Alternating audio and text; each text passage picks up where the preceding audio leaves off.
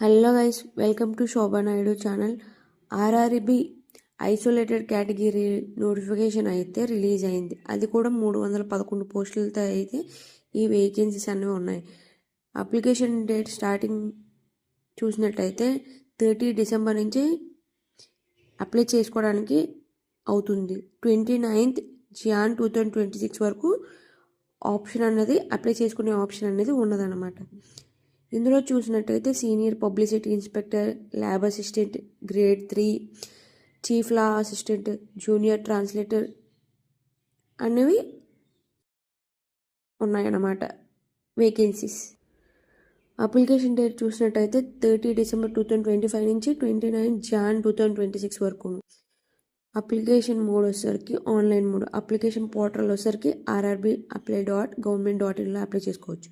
Selection process CBT1, CBT2 skill టెస్ట్లు అనేవి జరుగుతాయి అన్నమాట. దాని తర్వాత డాక్యుమెంట్ వెరిఫికేషన్, మెడికల్ ఎగ్జామ్.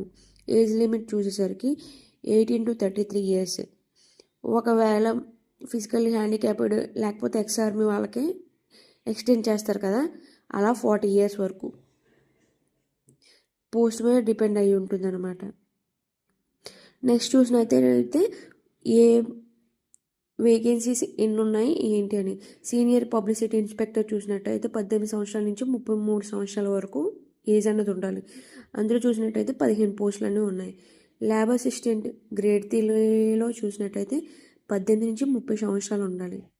39 పోస్టులు అయితే ఉన్నాయి. ఇలా అయితే చూసినట్టయితే కొన్ని పోస్టులకి కొంత ఏజ్, దానితో ఎన్ని వేకెన్సీస్ ఇవి చూసినట్టయితే పోస్ట్ వైజ్గా శాలరీస్ అన్నమాట.